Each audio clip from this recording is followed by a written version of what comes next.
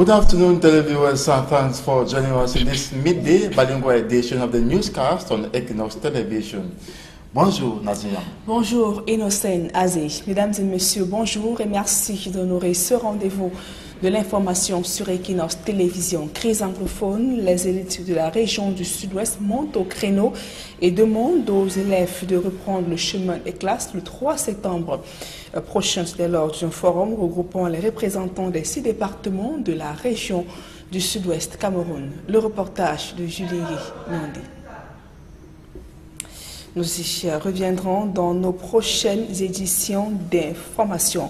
On parle à présent de toute autre chose. L'établissement scolaire privé clandestin défie le gouvernement malgré les violations des formalités légales de création d'ouverture. Certains collèges ont ouvert leurs portes pour les inscriptions des élèves. Pourtant, les pouvoirs publics ont déclaré la fermeture de ces écoles installées sur le domaine privé de l'État et ne disposant d'aucun document légal. Les responsables balbutient pour donner des explications aux journalistes. Plus de précisions dans ce reportage d'Innocent Abega et de Xavier Foucault. Le Divine Bilingual Star College prépare la prochaine rentrée scolaire malgré l'arrêté du ministre interdisant son fonctionnement. L'un des responsables rencontré en plein entretien avec un parent tente de justifier. Au lieu de faire les erreurs, et si vous parlez des ministres, parlez de qui? Les ministres, c'est un être humain comme nous, mais elle est obligée de faire une erreur comme nous. Divine Star Bilingual Comprehensive College, c'est un nom en dehors de Divine Star Bilingual College. C'est des noms différents. Des justifications qui sont en contradiction avec les écriteaux qui figurent sur la plaque et la façade principale de l'établissement. Un autre établissement concerné, le collège bilingue islamique Fatimé qui opère depuis 4 ans déjà. Ici, les procédures d'obtention de l'autorisation sont en cours d'après l'administration. On a suivi ça et directement le fondateur a pris toutes les mesures. Il nous est allé à la délégation régionale de littoral. On a déposé le document là-bas et il nous a donné l'autorisation aussi et les copies avancées pour envoyer, pour aller à Yaoundé avec, et on a allé déposer ça à la ministre, dont les dossiers sont en cours. Dans cet établissement, en dehors de quelques renseignements donnés aux parents, les responsables attendent de la validation de l'autorisation de fonctionnement pour évoquer la question de la rentrée scolaire. On est en train de suivre l'ordre des ministres, oui, parce qu'on est derrière notre document, et notre prière c'est que le ministre nous donne cette autorisation à un bon moment comme ça. Oui, pour qu'on puisse fonctionner pour cette année. Les responsables des 2 autres collèges concernés au Bois des Singes, le collège bilingue La Victoire et le Divine Grace Bilingual College, déclarent également avoir entrepris des démarches d'obtention d'autorisation. Reste la question de l'occupation du domaine aéroportuaire appartenant à l'État. Le désormais Divine Bilingual Comprehensive College reconnaît, mais justifie sa présence en ce lieu. C'est le domaine de l'État. Il ne refuse pas. Et c'est ça que j'ai dit 1000 fois. Tous les terrains, c'est pour l'État. Et ce n'est pas Divine Star Bilingual Comprehensive College que vous avez vu dans les environs ici. Mais il y a beaucoup de maisons, des églises, des hôpitaux, mais que vous êtes vu. Mais c'est pour dire que où qu'il y a les gens, on doit avoir toutes les facilités là-bas. Les explications des responsables du collège bilingue islamique Fatimé vont sensiblement dans le même sens. Mais quand vous voyez la ville aussi, vous voyez la population qui est là. Donc, on espère que tous ces gens-là, c'est les États qui les a permis d'être ici. La rentrée 2018-2019 se prépare malgré tout, mais l'éternel problème du fonctionnement des établissements scolaires clandestins au Cameroun reste d'actualité. Vous ne le savez peut-être pas, mais les arts cinématographiques et les sciences humaines sont de nouvelles séries introduites dans l'enseignement secondaire général au Cameroun, mais faute de plateau technique adéquat. La spécialisation des apprenants est reportée l'année prochaine selon le gouvernement. D'autres réformes sont envisagées dès lundi, jour de rentrée scolaire le 3 septembre au Cameroun. Par exemple, la suppression de la discipline d'histoire dans certaines séries scientifiques. La réforme de ce système éducatif dans ce reportage de Aïe Cyril. Les programmes scolaires au Cameroun vont bientôt enregistrer l'introduction de 2 nouvelles filières, notamment les sciences humaines et les arts cinématographiques. Nous sommes aujourd'hui dans la professionnalisation des enseignements. Il y a beaucoup de métiers autour des arts cinématographiques. Donc, le petit Camerounais que nous formons, nous voulons qu'il soit apte à entrer dans le tissu social. Voilà pourquoi nous le préparons déjà à aimer certains métiers. En ce qui concerne les sciences humaines, nous savons très bien que nous avons les sciences humaines au niveau universitaire. Pourquoi ne pas préparer ces élèves depuis le secondaire? Mais pour cause de plateaux techniques inadéquats dans les établissements scolaires et de l'insuffisance des ressources, les sciences humaines et les arts cinématographiques n'entreront pas en vigueur cette année. Il faut déjà préparer les esprits à accueillir ces nouvelles filières. Il faudrait également des plateaux techniques fiables, capables donc d'accueillir ces enseignements. Il faut former les formateurs. 6 établissements scolaires sur l'ensemble du territoire national ont été choisis pour être des établissements pilotes dès l'introduction des sciences humaines et des arts cinématographiques dans les programmes scolaires au Cameroun. Mais au contraire des 2 nouvelles filières qui n'entrent pas en vigueur cette année, les autres réformes annoncées par le ministère des Enseignements secondaires sont applicables dès la rentrée scolaire du 3 septembre prochain. Dans les séries littéraires notamment, les sciences de la vie et de la terre, SVT, et les physiques-chimie vont fusionner pour donner une seule matière, de la seconde en terminale A4. On va donc fondre ces matières scientifiques en une seule matière qui sera appelée science dans les séries littéraires. Parce que partout dans le monde, on est à l'allègement des programmes, alors que chez nous au Cameroun, on veut tout mettre dans un même plateau, ce qui fait que l'enfant est pratiquement assommé par les études. Dans les séries scientifiques, l'histoire va disparaître et seule la géographie sera enseignée en première et terminale D. Ce n'est pas en y mettant tout que nous allons former un citoyen qui est attendu par la République. En fait, l'homme politique définit le type d'homme. Et c'est à partir de cette définition du type d'homme à former que l'éducation organise l'activité d'enseignement-apprentissage. À travers ces réformes, dit-on, au ministère des Enseignements secondaires, il est question de former un citoyen camerounais enraciné dans sa culture, mais en même temps ouvert au monde. Et parlant de la lutte contre le terrorisme, la consommation des drogues a provoqué une multiplication des exactions contre les populations civiles. Le gouvernement pointe du doigt les terroristes à l'extrême nord Cameroun ainsi que les groupes armés sécessionnistes dans les régions anglophones. Le ministre de la Communication s'est appesanti sur l'ampleur du phénomène et la stratégie de lutte contre ces fléaux. Issa Tirouma Bakari était face à la presse hier à Yaoundé. Écoutons donc cette réaction du ministre de la Communication, Issa Tirouma Bakari, qui revient sur la prévalence de la consommation de la drogue en milieu jeune. 21% de la population a déjà expérimenté une drogue dure. 10% en sont des usagers réguliers, dont 60% de jeunes âgés de 20 à 25 ans. Les principales substances primaires les plus demandées au Cameroun sont le cannabis, à hauteur de 58,54%, très souvent associé au tabac, le tramadol, dans 44,6% des cas, la cocaïne, sur 12,10% des cas. Ensuite viennent l'usage des préparations traditionnelles de fortune pour un niveau de consommation de 7,59% des cas, des solvants pour 7,3% des cas et l'héroïne consommée pour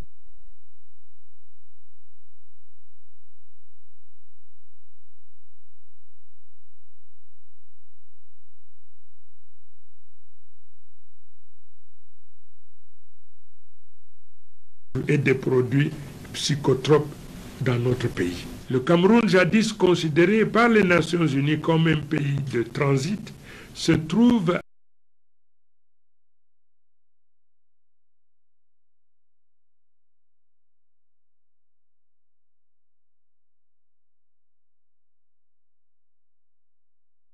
bien réalisé dans le pays et destiné à la consommation locale. Puis, cher reportage à présent, la rentrée scolaire 2018-2019 se prépare au collège Émergence.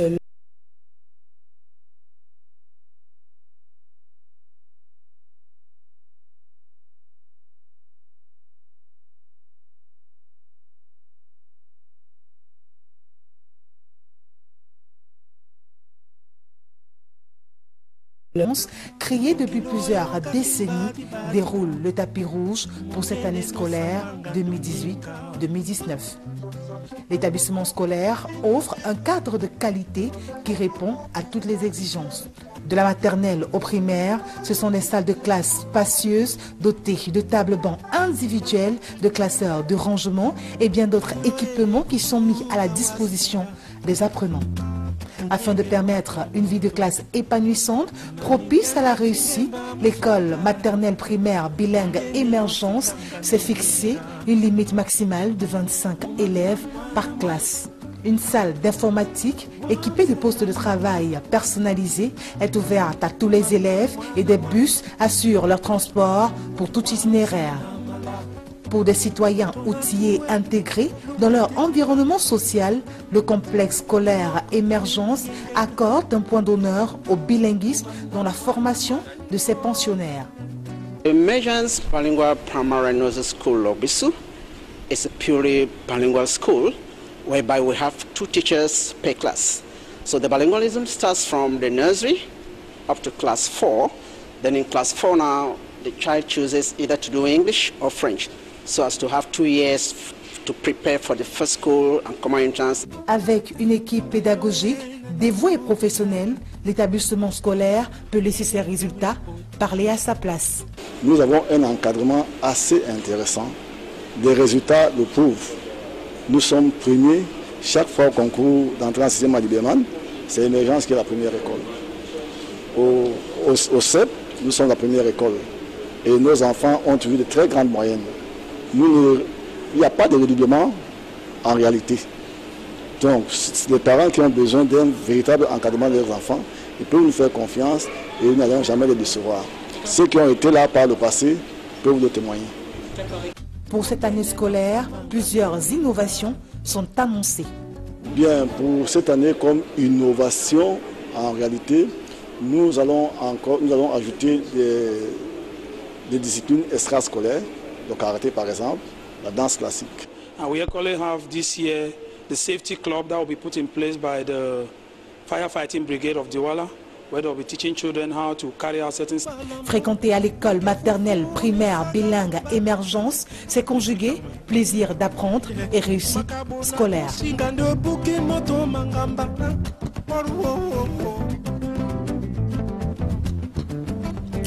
L'école maternelle primaire Émergence qui se prépare pour la rentrée scolaire 2017-2018. Et c'est la fin de la première édition du tournoi de l'unité dans l'arrondissement de Tonga. Une occasion pour les fils et filles de cette partie du pays de promouvoir la cohésion sociale. Reportage. Comme je vous le disais, c'est la fin de la première édition du tournoi de l'unité dans l'arrondissement de Tonga, département d'une des régions de l'Ouest Cameroun. Une occasion pour les fils et filles de cette partie du pays de promouvoir la cohésion sociale. Reportage. On s'y attendait déjà. Le thème de l'indivisibilité fut à l'honneur samedi dernier lors de la grande finale de football démarrée le 4 août 2018 à Tonga. Une gratitude d'un mouvement sportif au chef de l'État, le président Paul Biya, par les fils et filles du dit arrondissement. Pour cette journée de samedi 25 août 2018, plusieurs autres personnalités parmi lesquelles des membres du gouvernement se sont joints aux dynamiques populations de l'arrondissement de Tonga dans le département du Ndé à l'Ouest Cameroun pour communier avec elles dans l'entrée de la cuvette du stade du lycée bilingue de la dite ville. Les différents mouvements tournaient autour du welcome ou encore bienvenue. Pour cette première édition du tournoi de l'Unité 2018, consacré au vivre ensemble, comme l'a si bien précisé, son promoteur, M. Clovis Tchoumke, est une occasion idoine de mettre sur pied de nouveaux jalons en vue des lendemains plus radieux. J'ai organisé cette édition pour donner un temps à beaucoup de jeunes de cet arrondissement qui comprennent qu'on ne doit pas à tout moment attendre que ce soit des grands frères qui viennent faire des choses pour eux. Voilà pourquoi j'ai pris cette option sur moi. Et comme un message à tous ceux qui doutaient encore de la force ou de l'unité des fils et filles de l'arrondissement de Tonga, une belle finale avait en prélude un match de gala opposant les Jamis de Chine, pour la plupart originaires de cet arrondissement, avant le coup d'envoi de la grande finale tant attendue et qui opposait Ntayo FC à Astato Football Club. Au terme d'une finale très enlevée, c'est sans surprise que l'équipe de Ntayo FC l'emportera sur le score d'un but à 0.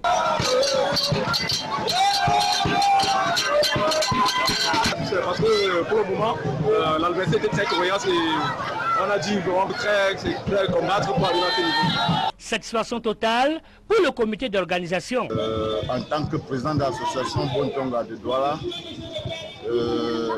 c'est une occasion pour moi de dire à tous mes frères et sœurs, à tous les élites, qu'on s'unisse derrière le promoteur Clovis Tchoumke pour l'accompagner dans cette mouvance. Ce tournoi de l'unité est la preuve que la jeunesse de Tonga a osé hier, ose aujourd'hui, osera demain et continuera toujours à oser. La dernière articulation de cette cérémonie fut les prix aux différents acteurs et surtout le tout premier trophée de l'édition 2018 du tournoi de l'unité de l'arrondissement de Tonga pour la plus grande satisfaction de son promoteur. Je pense que c'est un message que je donne au monde entier, tel que je l'ai dit dans mon allocution à l'ouverture. On ne lutte pas seulement sur le match, ce n'est pas seulement le match qui nous intéresse, c'est un vaste programme de développement de notre volonté. Il a rappelé que le promoteur, M. Tchoumke Clovis, a dans le cadre de ce tournoi offert 70 chaises plastiques à l'administration de Tonga, un groupe électrogène au quartier 8, du matériel de première nécessité au centre de santé de Tonga, avec la promesse de venir en aide très prochainement au secteur éducatif grâce à la construction des salles de classe. À présent, la deuxième partie de ce journal avec vous, Innocent Nazé. Right, Nathan Yambo, once more, good afternoon to you, televiewers, and thanks for joining us in the second segment of the newscast. We begin in education to say barely a few days to the start of the 2018-2019 academic year.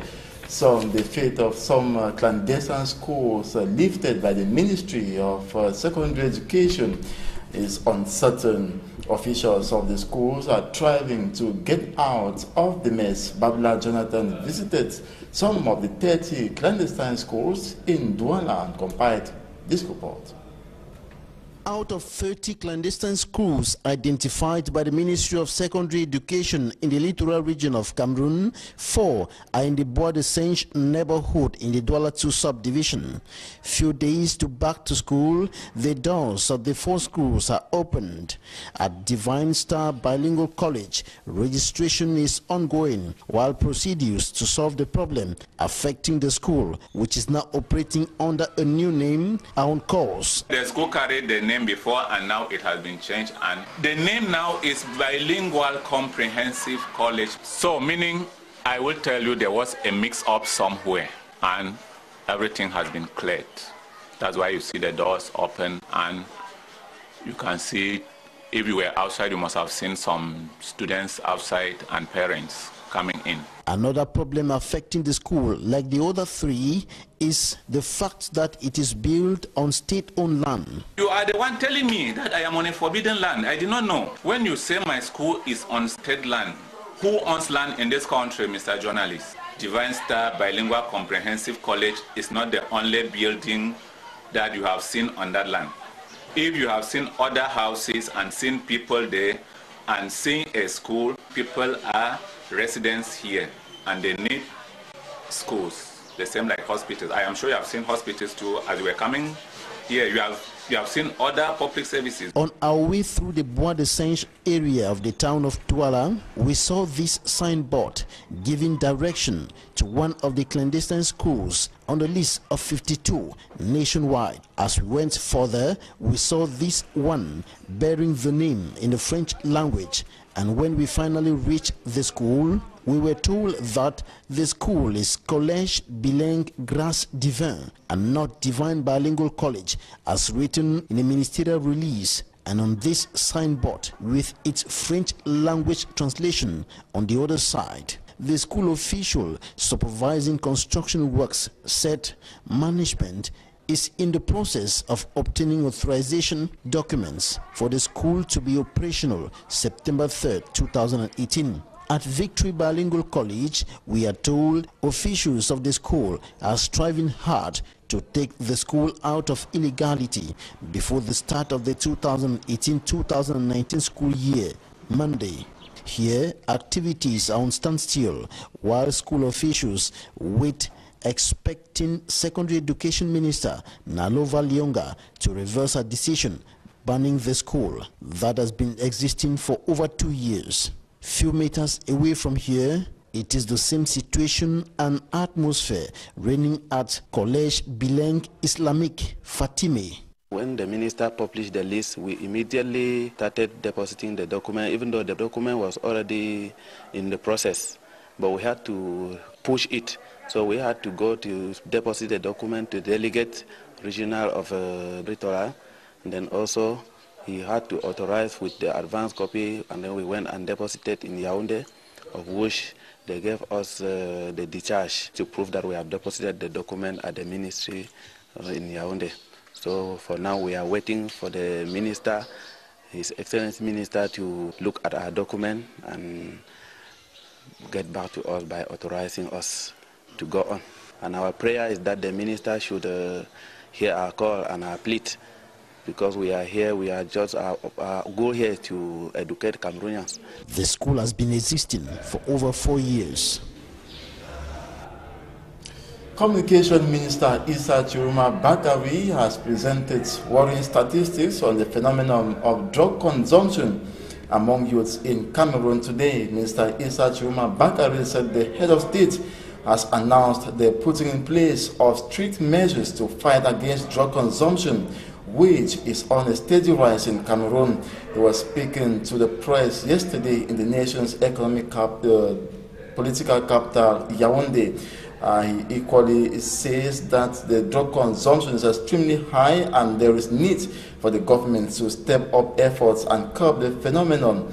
He, however, noted that violence in the northwest and southwest regions of Cameroon is due to drug consumption by the pro-independence fighters. Let's now have an excerpt of the Minister of Communication, Issa Chiroma Bakari. He was giving statistics on the rate of consumption. Cameroonian youths enrolled in the ranks of Boko Haram, manipulated, instrumentalized, and adapted to madness, have been transformed into real killing machines, becoming dehumanized and barbarian, showing death and desolation for long months, now in the northwest and southwest part of the country. The crisis situation in the northwest and southwest region since November 2016 illustrates the unprecedented and desolate effect of drugs used by our young compatriots. Under the influence of various narcotic and in the whirlwind of terrorist secessionist manipulation and fetishistic devices, the youths, believing to be shielded by scent of drugs and amulet, went on to perpetrate acts of unheard violence, attacking public buildings, strategic industrial facilities, school buildings, symbol of the Republic, perpetrating terrorist bombing, and Molotov's cocktail, destroying property belonging to public figures and authorities. Even more serious, despicable assassination of elements of the defense and security forces, assassination of traditional authorities, assassination of civilian population who refused to respond to call to civil disobedience. Still under the influence of drugs, these young people make use of weapons of war and other military arsenals in different localities on the regions under tension. Minister Issa Chuma Bakari equally dwelled on the impact of drug consumption that favors terrorism in Cameroon. Let's hear him once more. The main primary substances that are mostly demanded in Cameroon are cannabis at a 58.55% rate, very often associated with tobacco, tramadol in 44.62% of cases, cocaine in 12.10% of cases. Then we have the use of a traditional makeshift preparation for a consumption level of 7.69% cases, solvents for 7.6% of cases, and heroin consumed at 5.7% of cases. Most importantly, more than 12,000 young people under the age of 15 are involved in the use of narcotic drugs and psychotropic substances in our country. Cameroon, formerly considered by the United Nations as a transit country, is currently a destination country for drug addicts. It has been shown that a significant proportion of drug seizures in the country are meant for local consumption. And Peter Mafani Musonge says it is time for the Southwest region to say enough is enough to recurrent violence and killings in the region. He was speaking during while chairing the Southwest Elite Forum in Buea recently, during which he equally said no to the All Anglophone Conference scheduled to take place in Buea. Let's hear it. The security atmosphere under which the Southwest Elite Conference is taking place in Buea this 25th day of August 2018. All the defense units are here and ready for any eventuality. The meeting will take place hours behind schedule. Reports say the gun battle earlier between the Ambazonian Defense Forces and the Cameroonian military at mile 16, gateway into Buea, delayed the chair, Mr. Peter Mafani Musonge, and his delegation that were entering Buea just that morning.